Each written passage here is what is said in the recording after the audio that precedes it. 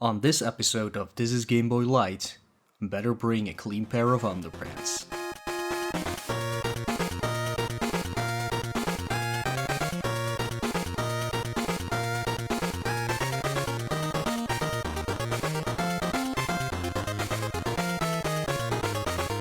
Welcome back everybody to the This is Game Boy podcast.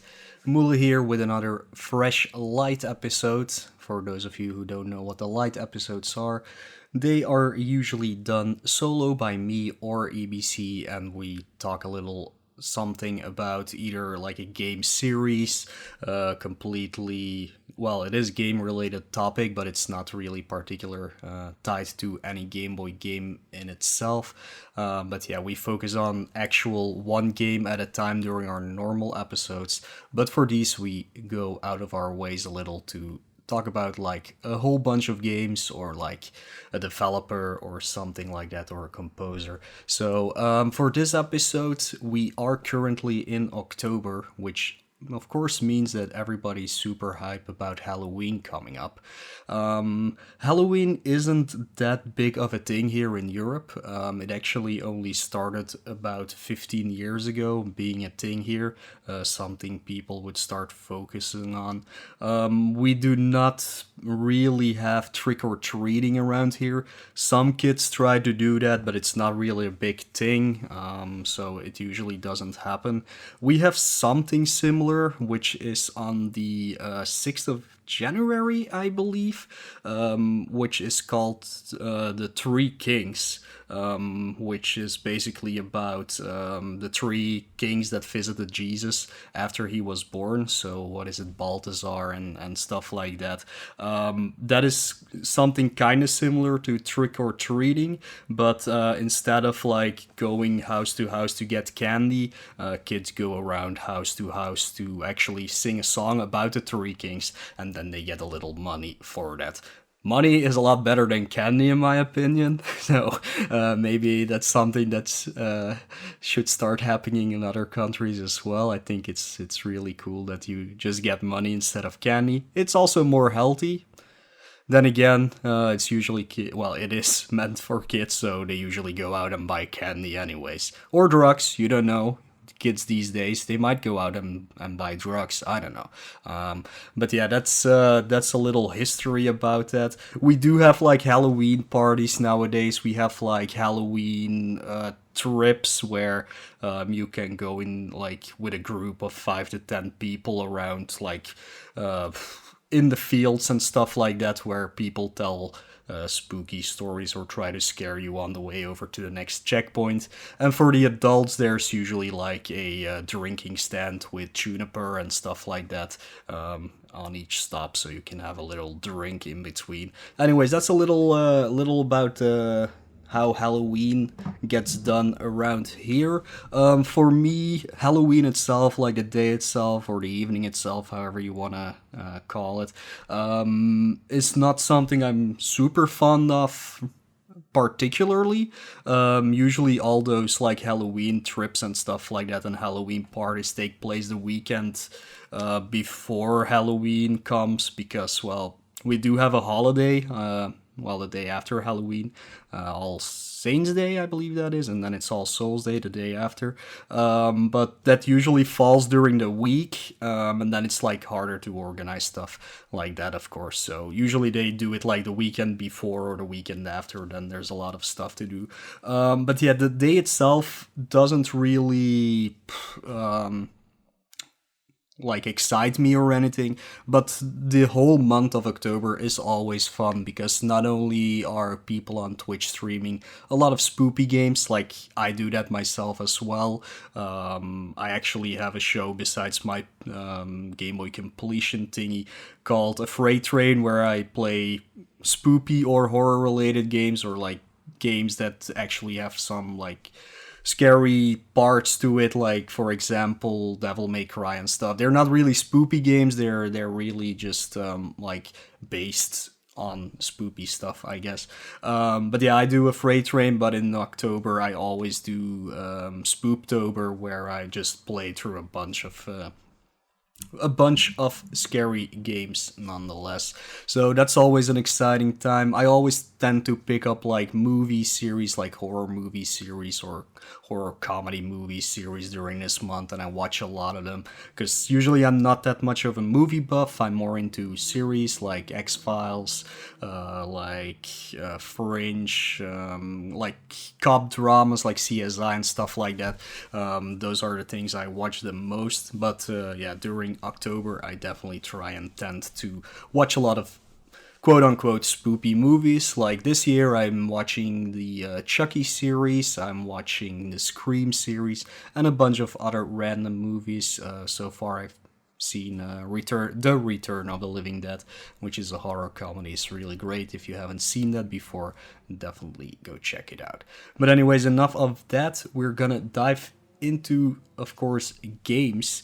Game Boy is not really the platform for playing spoopy games. Like that's a genre that has not been done a lot, especially not on the original Game Boy. Like there's no survival horror and stuff like that, or yeah, any particular really scary games. Maybe due to the medium, I don't know. They do have like Resident Evil Gaiden on Game Boy Color. They have a really good what's it called, Nightmare Before Christmas game on Game Boy Advance. I think it's called the Pumpkin King. Those are definitely games people should play because those are really cool. But on Game Boy itself, the original Game Boy, it's a little bit harder to actually find a game that is really scary because there basically are none.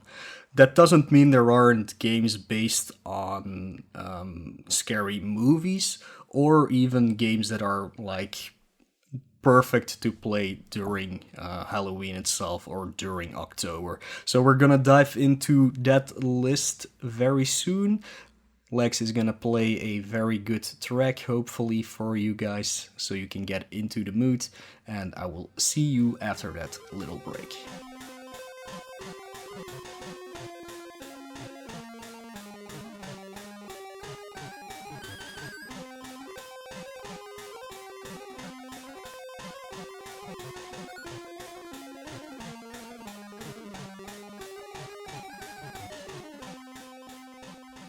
Alright, welcome back to the This is Game Boy Lite episode, a Halloween special we can call it. Let's talk a little bit about games on Game Boy that you can play during this super spoopy time in October. I've divided them into three categories. First, I have a little list of games based on movies. Then I have a little list about games that are just typical games you should play on Halloween. You might recognize a lot of the names I'm gonna say there. So those are definitely ones everybody probably plays during this time. And then I have a third category, which I call a bit of a stretch, and it will make sense when I get to that list. But first, let's start with games that are actually based on movies.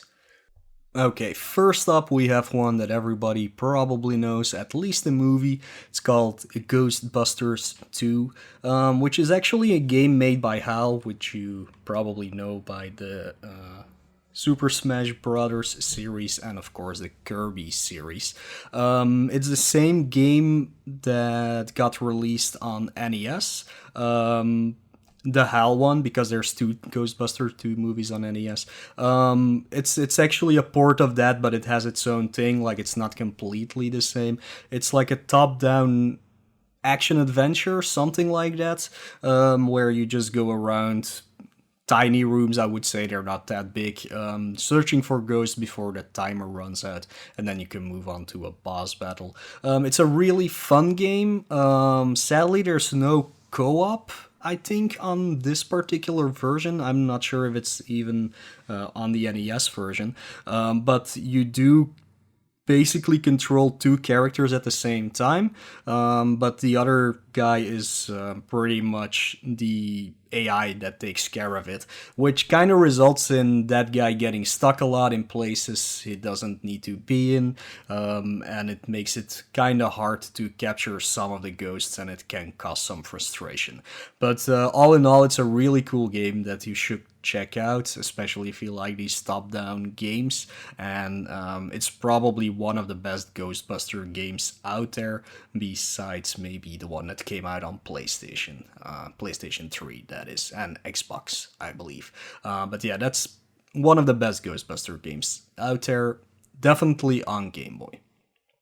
Next up, we have two games that are basically fall into the same category, tied to the same movie series slash comic book series slash just TV series.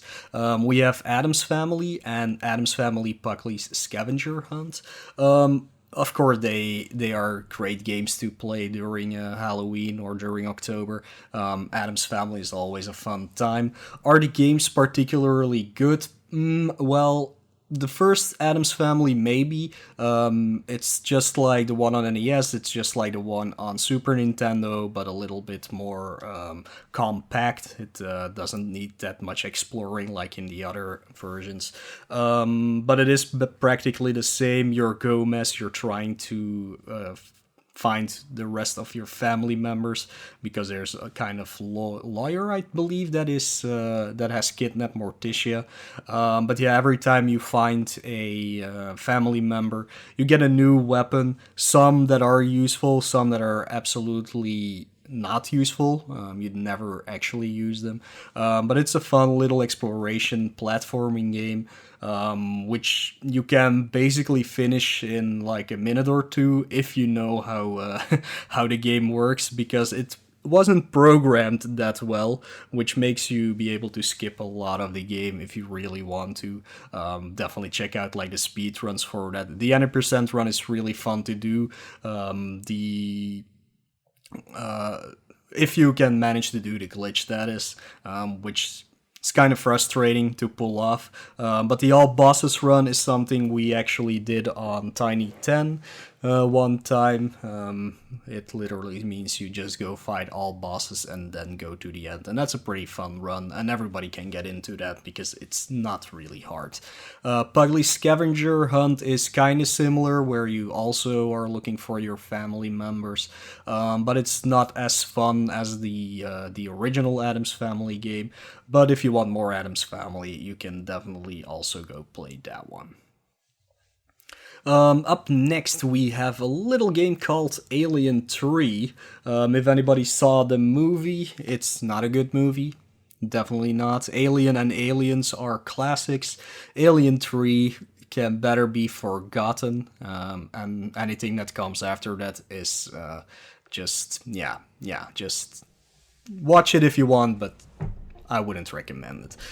Alien 3 is a top-down action adventure game, I could call it. Kind of similar to okay, I totally forgot the other game I was gonna mention that was similar to these, but it's actually one of the better games that LJN developed. I wouldn't say, because they never really developed anything in-house. It was always a different studio that did them, but it's definitely one of the better LGN games on Game Boy. It really gives you a sense of urgency, definitely, because there kind of is an in-game timer that makes aliens appear on the actual playing field if you're not fast enough to take down the eggs that hatch them and stuff like that. It's a very much like an exploration game where you have to find a certain item or a certain key card to open said door and move on to another area. And I think it's in the end it's all about killing the queen alien and then escaping on an just airship, I guess. So that's Alien 3. I would recommend it, but like if you play it blind, you could have a really, really hard time. It's a game that got requested a lot for Tiny 10, because there's a lot of people who actually really like the speedrun of that game, but if you do not actually learn the speedrun, it's really hard to get through. So that's why we haven't put it in there yet. Maybe in the future, who knows, but it's definitely a game that you should check out. It's kind of a hidden gem. I think one of the game chasers mentioned that it's a hidden gem. I don't think it's that good, but it's definitely worth checking out. And speaking of Alien, there's another game based on those movies called Alien vs. Predator: The Last of Us Clan. That one is it's not really a platformer, it's more of an action exploration game. If you people have played Judge Dredd or Iron Man, Exo Manowar, stuff like that, you're in a level, you need to find the exit. Sometimes you have to do a particular challenge to get through it, but it's pretty straightforward. You actually play as a predator taking down the aliens. But it's not really a good game. It's super boring, and the final boss is extremely hard, unless you know the little glitch where you basically cannot get hit at all and just take the final boss down pretty easily. Some people like these kinds of games. I would say play it for a little bit. If you kind of like it, you can continue with it. It's like an hour-long game if you know where you're going, maybe 2 hours if you don't. It's not particularly hard or anything, again, except for that final boss. But yeah, if you like those kind of games, check it out, but otherwise I would just steer away from it. Next up is a little game called Toxic Crusaders, which is based on the movie series by Troma, called Toxic Crusader 1, 2, 3, and 4, I believe. I think there's 4 movies of them. It also had a limited cartoon series and I believe some comic book runs, where they introduce actual more than one character, because Toxic Crusader is about a guy who gets thrown into like toxic waste basket and toxic waste, that is not a thing, barrel, that's what I wanted to say. And he turns into this very ugly creature that goes to take revenge on those people who, first of all, tried to kill him, even though it was an accident. But then he goes out to take down the evil corporations that want to pollute the earth and stuff like that. And he has a girlfriend, but she's blind, so she can't really see how hideous he is. I'm not gonna say more about it. I would definitely recommend you watch the movie. It's definitely one of my favorite horror comedy movies. And if you know a little bit something about Troma and Lloyd Kaufman, their movies are just absolutely fantastic to watch together with a bunch of friends or stuff like that. So definitely go check that out. The game is based more on the comic book or on the TV series, the cartoon series, where there's multiple characters you can play as, and it's basically a beat 'em up / platformer. That's what I like to call those games. It's a pretty long game, for sure. It has a lot of levels in it. I think it has unlimited continues, so even if you die, you can keep on playing it. But it's not really a scary game at all. It's more of just your typical action game with some scary looking guys you can play as yourself. That's basically it. It's also one of the rarer games on Game Boy, so for collectors out there, if you can find a copy under $40, definitely grab it, because it's very expensive otherwise. Besides Toxic Crusaders, we also have Beetlejuice on Game Boy. If people have not seen Beetlejuice yet, what is wrong with you? Go watch it right now. Stop this podcast. Take an hour and a half, I believe the movie is. Break from it. Go watch it, then come back. And then you can continue listening. For those of you who actually did that, congratulations. You've just seen one of the best movies ever. Now, just never play the game. The game is pretty much a horrible mess of mini games that results into a platforming minecart section at the end of the game, which is extremely hard. And if you die, you have to play the entire game all over again, which includes, of course, doing all of those mini games all over again. Up until the point you get to the actual minecart level, it's actually okay to play. The mini games are not hard. They're stupid but playable. It's kind of a good time. But once you reach that minecart section, all hell breaks loose and you never want to play that game again. So yeah, again, watch the movie. Don't play the game unless you really want to check it out. There you go. We have 4 more games on the based on movies list, and the first one is Bram Stoker's Dracula, which technically is based on a book, but then there was a movie, and then there was, of course, the game. Just like Beetlejuice, I would not recommend playing this game. It's a real messy game. I know our producer Lex really loves it. A lot of people like the speedrun because there's an easy mode which only has like 4 stages and it takes like 2 minutes and then you're done with the game forever. But actually playing through all of the stages is quite a hassle because it's very confusing what you need to do. It's very easy to die and there are no continues if I remember correctly, or there's just one continue or something like that, and you do not want to replay that game over and over again. Going further, we have Gremlins 2, The New Batch. Again, amazing movie. I wouldn't call it a Halloween movie, I would call it a Christmas movie, especially because like the first one was completely based around Christmas.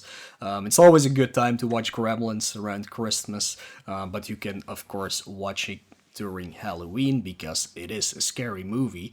But it is of course a comedy horror film, so don't take it too seriously, even though the first one is kind of creepy. The second one, no. That one is just silly right out of the gate. It's still one of my favorite movies from that time period. It's so silly. It has Hulk Hogan tearing his shirt off, I think, in the movies itself, because there's like a little thing where you're in the movie theater while they're watching the movie and the gremlins come out and stuff like that. Really amazing. You have to watch it if you're not familiar with it. Watch them both, just back to back. You're gonna have an amazing time. The game, however, again, is not good. You might know the Gremlins 2 game from NES, which is a top-down platformer, I would call it, which is very well loved. This one is just an side-scrolling platformer, but it is extremely hard.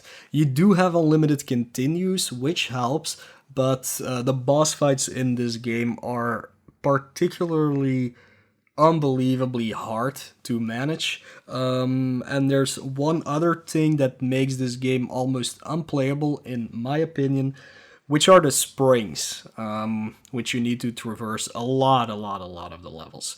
If you know the springs from like Super Mario Bros. 1, that is, it's worse than that.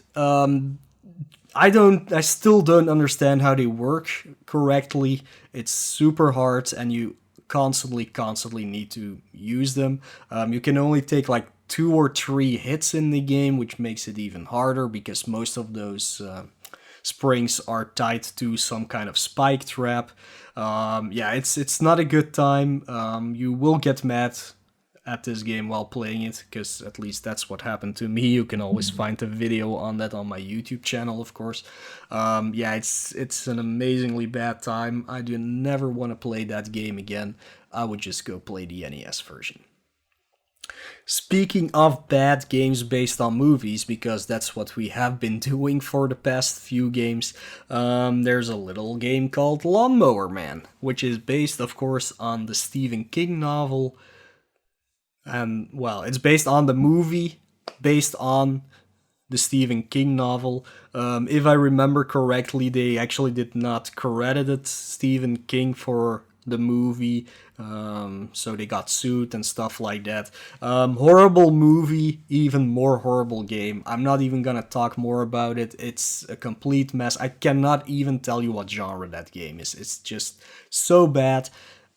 Do not play it unless you have a death wish for yourself. Then go check it out. But yeah, I would just stay away from it. Maybe go watch the movie, because that will definitely entertain you, at least in some way or the other, but the game will not, so stay clear from that one.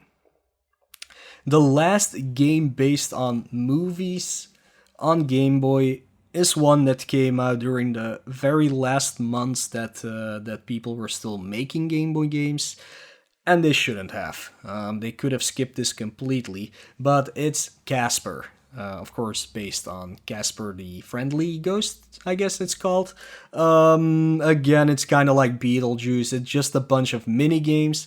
Sadly, it's even worse than Beetlejuice because they just keep repeating the same mini game over and over again. I think 4 times. Until you get again to a final stage, which is a minecart level. Maybe both of them got made by LGN. I think Beetlejuice is by LGN. I'm not sure about Casper, but it feels kind of similar. But out of the two, Beetlejuice would be the better game to play. Casper is easier to beat than Beetlejuice for sure, but it's also more horrible because you have to play the 3 exact same minigames over and over again. Anyways, that's it for the games based on movies. When we get back, when I get back, we'll talk about just some typical Spoopaween games that you can play.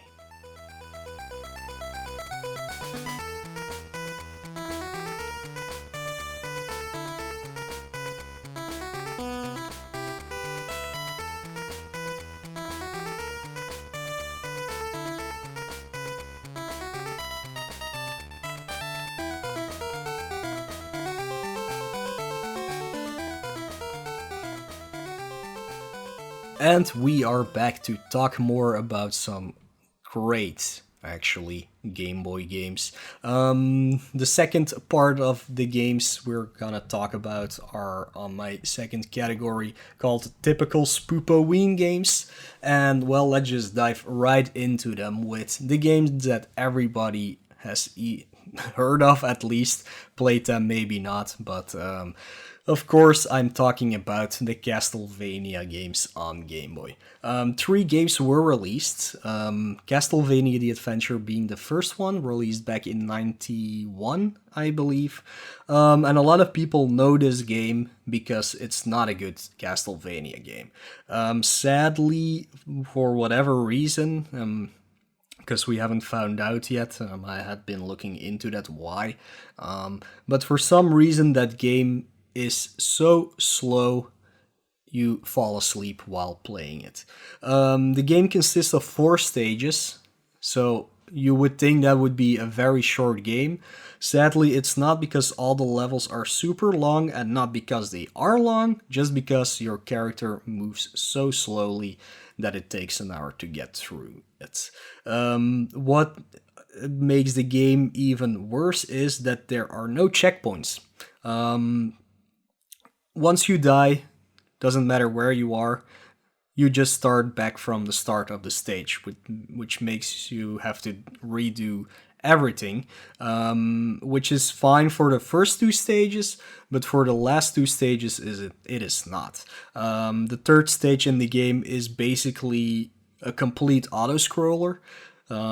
First you auto scroll to the right, then you auto scroll upwards, then you auto scroll to the left, and then you go to the boss. I might be wrong, maybe there is a checkpoint right at the boss, but this brings up another moot point of this game: your whip. Like in any other Castlevania game, you knock down candles, you get whip upgrades until you get like through the third stage of your whip. In this one, it's the same as stage 2, but it shoots a fireball out. That's how it works in this game. Of course, you want that third whip because it extends your reach by a lot, and you can hit enemies from far away just because of that fireball that comes out. Sadly, this game is programmed this way that whenever you get hit, doesn't matter by which enemy or which hazard, you lose one of your whip upgrades. So you go, if you're on 3, you go back to 2, and then you go back to 1. And there are not enough upgrades during the stage to easily get your whip back, which of course is very frustrating when you actually finish the stage, you come to the end, you come to the boss, and you just cannot hit him because your whip is too short and you get hit always when you're trying to hit the boss. Luckily, there is a way to play this game a little better. Konami released, at least in Japan, some collections on Game Boy, which featured like 10 games from Konami that they released on Game Boy. I think it's 10, maybe it's 4. Doesn't really matter, but one of them has a revised version, whatever you want to call it, of Castlevania The Adventure, where your moving speed is a lot faster. I played through a part of it. I think that's the only difference they made. They just sped it up a little bit, so it's more manageable to actually get through it. But what's even better, there's a third option, and for those of you who have been watching my stream, I had been redoing a bunch of games that I had no highlights of. So when I went back to Castlevania The Adventure, really not feeling it, because I hate that game, I saw that I had a ROM hack called Enhanced Graphics Edition or something like that. So I tried to play that, and not only is the speed a lot faster. I think it's the fastest one out of all 3 of them. It does have some enhanced sprite work, which makes the game look a little better, but I wouldn't worry too much about that. But it has 2 other things that really, really make this the best version of the game out there. One, you do not lose your whip upgrades when you get hit by enemies, which is amazing. If you fall into a pit and you die, of course you start at the bottom again, but otherwise you can never ever lose your whip upgrade. And the other thing that they put in there are checkpoints. Like each huge part you do of the stage, you get a checkpoint so you can continue from where you left off. I don't know if you have to redo the entire stage if you game over, because this game is so well remade that I never even got a game over. So if you want to check out Castlevania The Adventure, do yourself a favor, look for that ROM hack. I think it's called Enhanced Graphics Edition. Play that one, you're gonna love it. You're actually gonna say, wow, this is a really good Castlevania game on Game Boy. If you play the original, you definitely will not. But that was the first game. There are 2 other games, Castlevania Belmont's Revenge and Castlevania Legends. Castlevania Belmont's Revenge is probably the most well known. It has amazing music, it has a stage select, it has great gameplay. It's still a bit slow compared to like the NES versions and the Super Nintendo version and stuff like that, but it actually feels like you're playing a Castlevania game, and it's also one that's played the most basically. Belmont's Revenge definitely gets played by a lot of people a lot of times just because it's such a good game. Castlevania Legends, it's a third one and has actually been pulled out of canon by Konami for whatever reason. No idea, because it's actually also a very good game. It actually also has 2 different endings depending if you find all of the hidden items in each of the stages. I think there's 5 hidden items. If you get those, you can get a different ending for the game. You play as a female character in that one. I do not remember her name, but I think for me that one is probably the best, even though I do love Castlevania Belmont's Revenge as well. But yeah, if you want to check out the Castlevania series on Game Boy, that's those are all of them. You will definitely have a good time, especially if you play that hacked version of the first one. Moving on, we have a little game called Bubble Ghost. Is it a scary game? Definitely not, but you play as a ghost, so can't get any closer to Halloween than that. A lot of people might know this game. It's a little puzzle game where you're a ghost that blows a bubble. It's actually based on I forgot the system, but it's actually a port of an earlier game, Bubble Ghost. If you look that one up, it has really really weird graphics. Maybe it was on TurboGrafx or something like that. It's one of those things. But yeah, this is a really fun game. It has, I believe, 35 rooms you have to get through. There's 2 shortcuts, which lets you skip like 5 stages. It's basically a game you can finish in 10 minutes if you know what you're doing. The puzzles are not hard.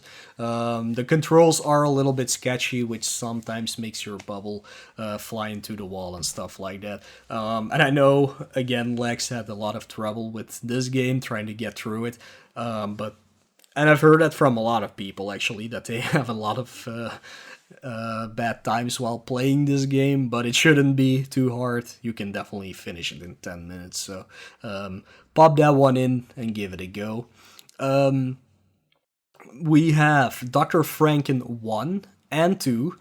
Sadly, I do not know a lot about these games. I know you play, I think, as the Frankenstein monster, or as the actually Dr. Frankenstein, and it's kind of an exploration game where you're in Dr. Franken's castle and you have to find particular items to get into particular rooms and move on and move on. I don't know what the plot is, I don't know what your actual goal is, but yeah, you need to traverse through the entire castle and find everything you need to actually get to the end. And both of them are like that as far as I know.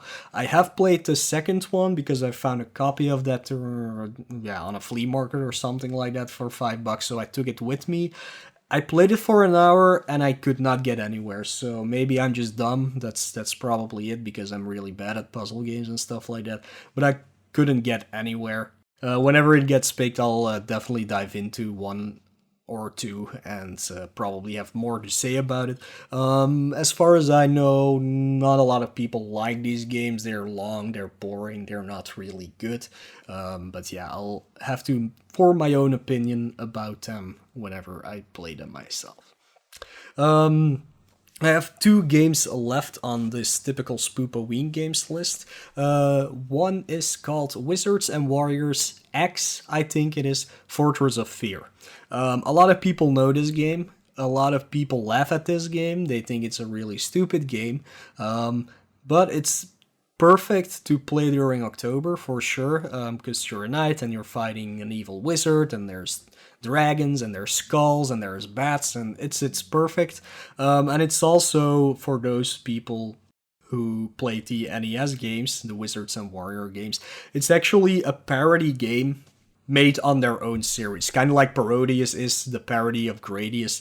This is kind of the parody for the Wizards and Warriors series. They called it X or 10 just as a joke on Game Boy, because all of them are made by Rare, I believe. So Rare always makes good games when they make them themselves. A lot of the LGN games, just a side note, a lot of the LGN games on Game Boy actually got made by Rare, like the Spider-Man games and stuff like that. They actually got made by Rare, but LGN paid poorly when they outsourced their games, and that's why Rare never put any effort into them, and that's why most of them are trash, basically. But yeah, this one, I love this game. I had it as a kid. It is a really hard one if you don't know what you're doing, because there's like no continues. You just have to find all the secret rooms and get like all the secret one-ups and stuff like that. The second boss in particular is a mess.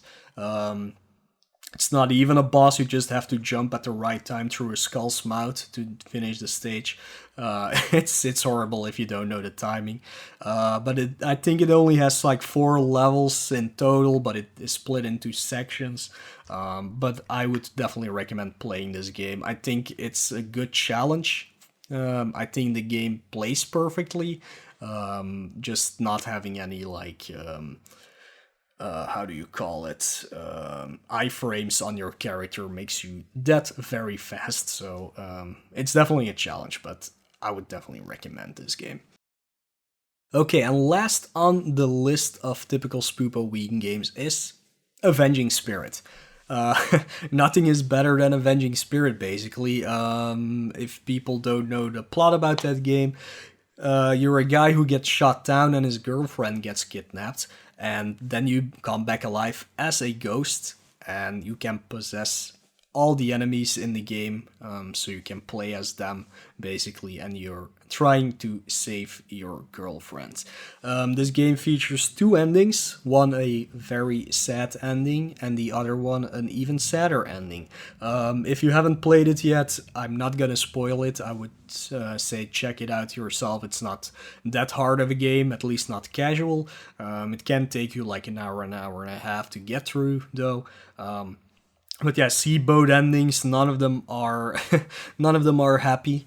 All I'm gonna say is before we go into a short other break and go into our third category, A Wind Blows.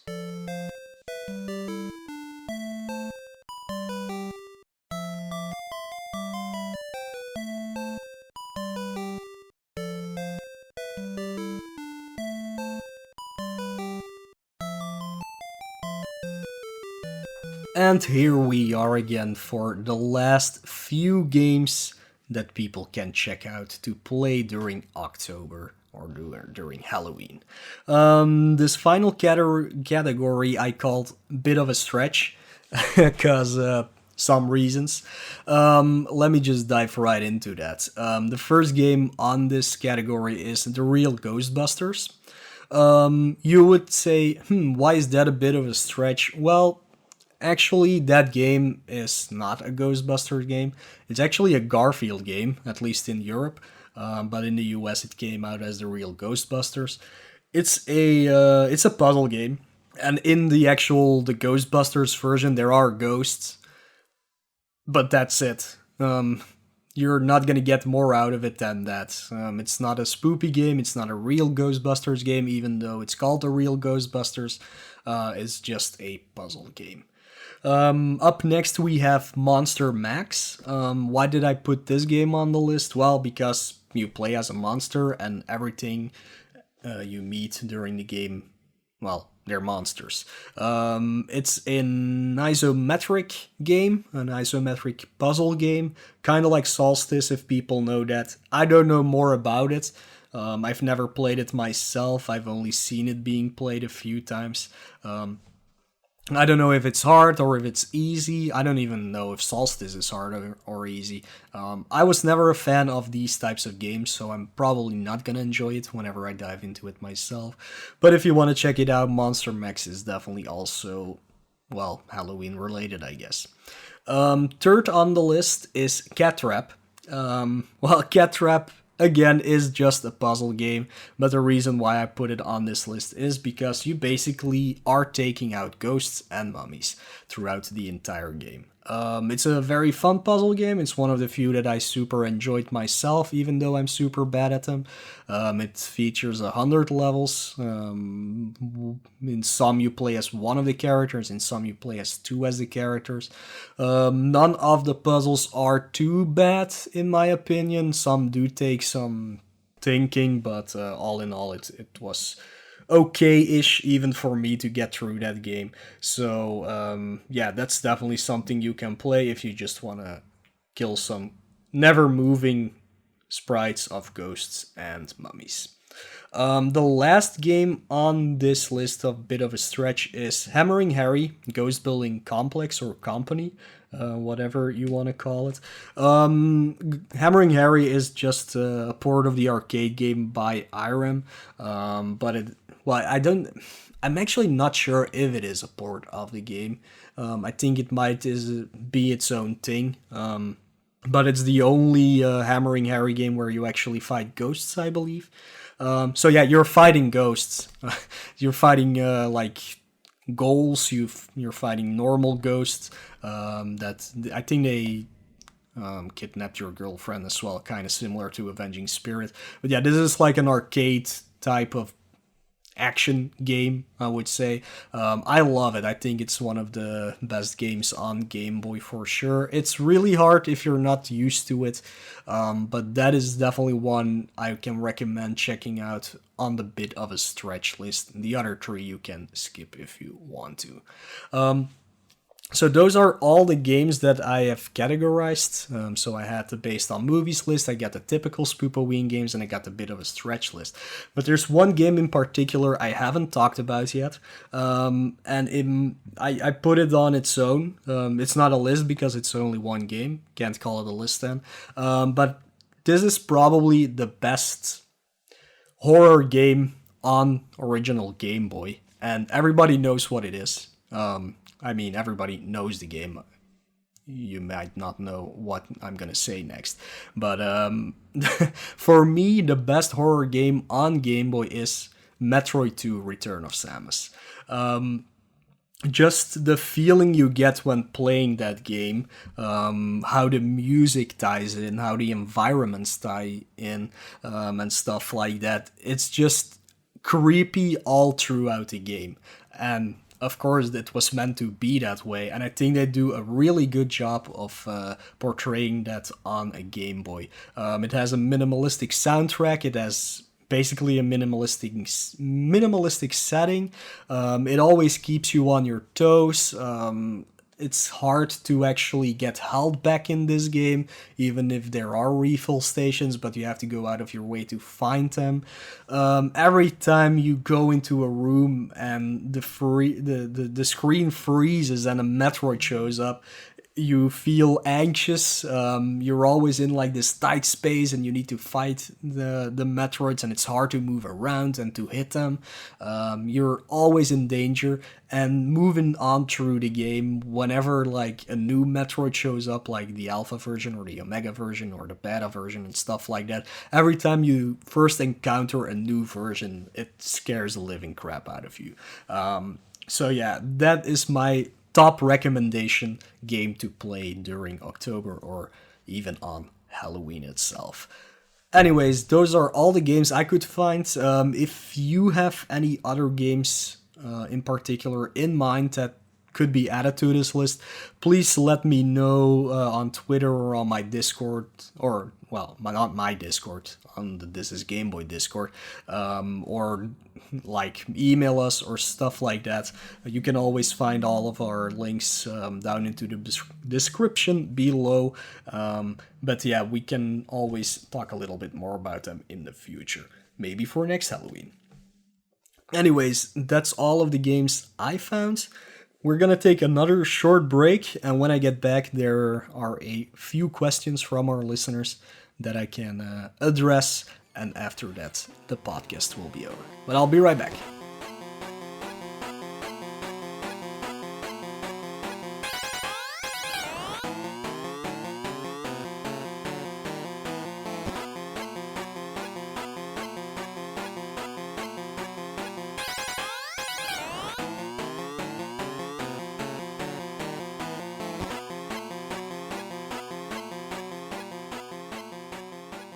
Alright, we are back one final time for this light episode. It's been going on for quite a while. I wasn't expecting that. But yeah, we do have some listener questions I'm gonna address before heading off. So let's dive right into them. First question is about our producer Lex. Why are there so many games about Dracula? Well, I'm not the person who can really answer that question. I guess Dracula is one of the most iconic characters from like the original lineup of movie monsters from Universal, I guess.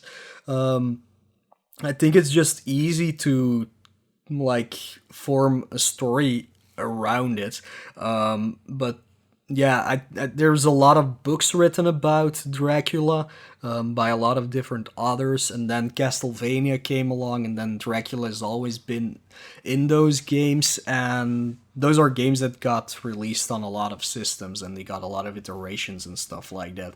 I'm trying to think of other Dracula games, like you have... See, this is one I forgot. There we go. Kid Dracula, of course. I totally forgot to put that on on the typical Spoopoween games list, which is also by Konami, by the way. It's just a spoof of the Castlevania series, basically. But definitely an awesome game you should definitely check out. Yeah, I'm trying to think of other ones. Definitely have Bram Stoker's Dracula, but that one is not particularly good or anything. I don't know if about other games about Dracula. I'm just thinking about the Castlevania series at this point, actually. Yeah, I think it's just one of the most iconic characters and also the most versatile character. You can do a lot with it. If you take like the Mummy or the Invisible Man or Wolfman or stuff like that, it's a lot harder to tie its own thing to it. Like even throughout all the movies and all the books about Dracula, he's always different. He's never like completely the same character. Besides like being from Transylvania is probably the biggest trope, but like in some movies he can get killed by crosses or wooden stakes, in others he can't. He can turn into a bat or into an actual wolf and stuff like that. I think it's very versatile character where you can do a lot with, so I think that's probably the main reason why there's so many games about him. And not about any of the other Universal monster characters. Granon Hero says, any jump scares on the Game Boy? Have you got experience with it maybe in your younger days, or do the simple graphics stop this? Well, I don't have any experience with it myself, especially not jump scares. Like I said when I was talking about Metroid 2 though, that one is the only game that actually ever felt terrifying to me in some way or the other. I don't think any of the other games that I played when I was a child got me frightened, at least not on Game Boy. Definitely not. Yeah, I think that's probably the only one. Most of those that I talked about I have played like now. Those were not games that I played growing up as a kid, so that might be the problem with that. But yeah, besides Metroid, I never had a feeling of being scared or anything while playing any Game Boy game at all. Hero also has a follow-up question. Played any Game Boy games that was so scary you had to turn it off for the night? Again, no. Definitely not. Also, I kind of grew up being raised... well, I was able to watch scary movies from a very young age. Like, one of the earliest ones I remember, at least, is Child's Play. I remember seeing it when I was like 6 years old and stuff like that. Not really being scared of that movie. I always thought it was rather ridiculous, and I still think it's a rather ridiculous movie. So I just grew up not being too scared of stuff. Like the thing I'm scared of the most are spiders, basically. And that has nothing to do with movies or anything.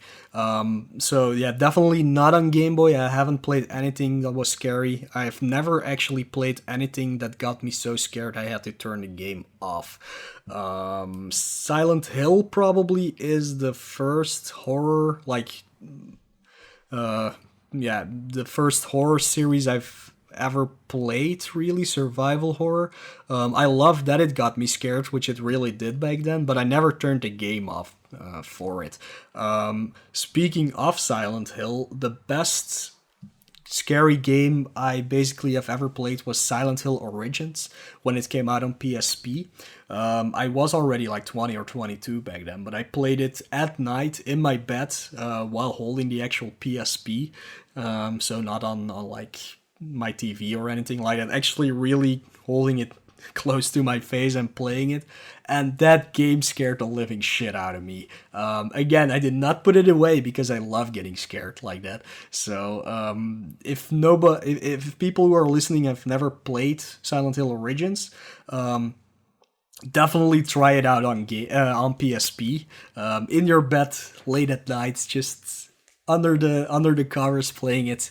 It's amazing to play it that way. So that's something I can recommend. Not part of your question, Hero. I'm sorry. Kinda went my own way with that because I couldn't really say anything about your actual question for me. But yeah, that's pretty much what I have to say about that. I have a question by our co-host, my co-host, EBC. Why didn't we get a Splatterhouse on Game Boy? Again, not really a question I can answer. I do not know that much about Splatterhouse, to be perfectly honest. I've seen the games maybe once in my life. Maybe it actually was too scary to put on a Game Boy. Maybe the producer, I don't actually have no idea who made Splatterhouse, didn't want to put it on Game Boy or stuff like that. That's something you will have to dive into yourself and answer yourself, EBC. I'm sorry, I have absolutely no idea. Anyways, those are all the questions. So yeah, that marks the end of this episode. Like always, you can of course find me on the Twitter and the YouTubes and the Twitch and stuff like that. The best way to actually find links to that is by just going to our website, which is gbrunners.com/TiGB. You can find the links to all my social media and streaming and YouTube stuff on there, but of course also the links to EBC's Twitch and YouTube and Twitter, or even Lex's Twitch and YouTube and Twitter. I don't know if she has YouTube actually, but she definitely has Twitch and Twitter. You can also find a link to our Discord there, where you can join us for silly fun on our Discord, and where you can submit your own questions for the next episode. I guess I can mention this community event because I basically do it together with EBC mostly. So on November 10th, we have the 8th edition of Tiny 10.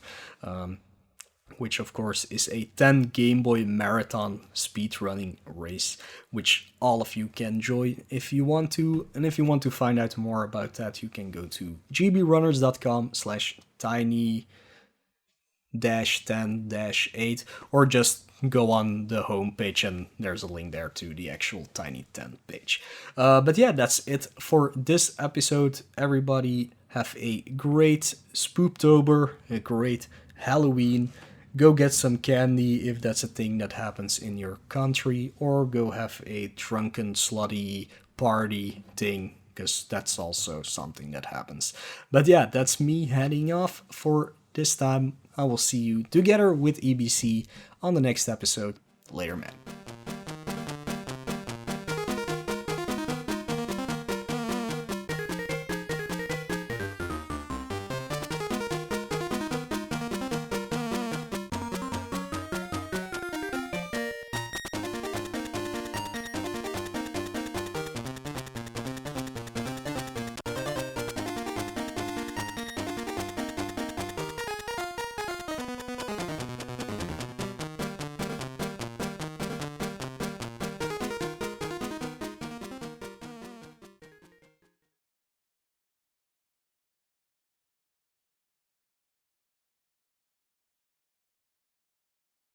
See, these are things that Lags just cuts